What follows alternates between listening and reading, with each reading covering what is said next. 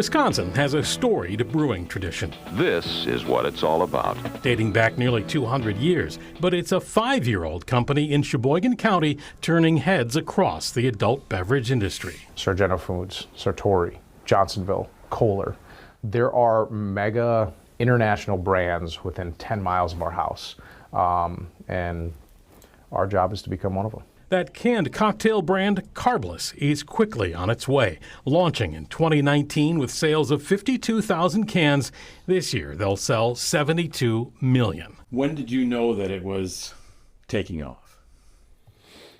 I knew before we started, if you ask my wife.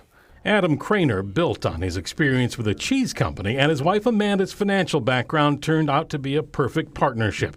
The inspiration coming when they were both on a keto diet 6 years ago. Tried a seltzer and did not like it at all. Thought it was overcarbonated, not very flavorful, and very quickly made a vodka lemonade that had no carbs, no sugar. And found out that what I was making didn't exist in the market, even though I thought it did. They pounced on the opportunity. We lost a lot of money the first few years. But their persistence is paying off. In the last 3 years, their sales have jumped a meteoric 27,000%. Adam, his own best salesman, honing his pitch to bars and retailers. Carbless is a bartender's handcrafted cocktail in a can with all the benefits of what people liked in the seltzer. So it's a full flavor vodka cranberry, vodka lemonade. Margarita tastes like you just bought it in Mexico.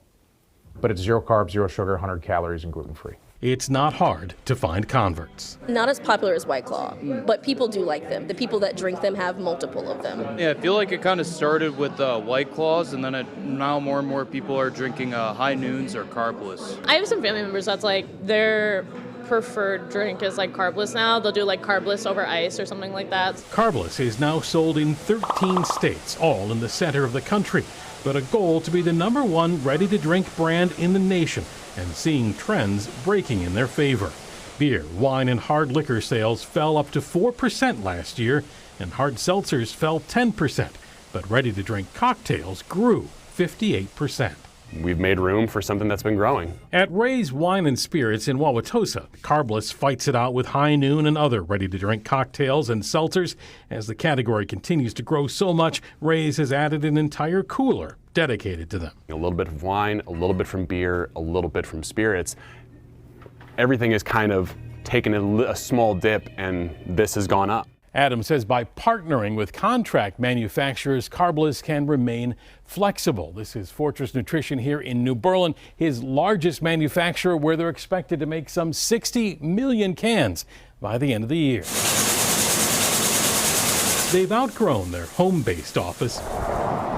This year, moving into a former medical clinic in Plymouth. This was a gift from the team for our first big sponsorship with the Brewers. With now 50 employees. Both my mom, Amanda's mom, and my dad work for us part-time. This fall, Carbless takes a big step, moving into Chicago. So this really is the last straw for Carbless to prove that we can sell anywhere. We're only sold to 15% of the United States nation, so there's a big runway.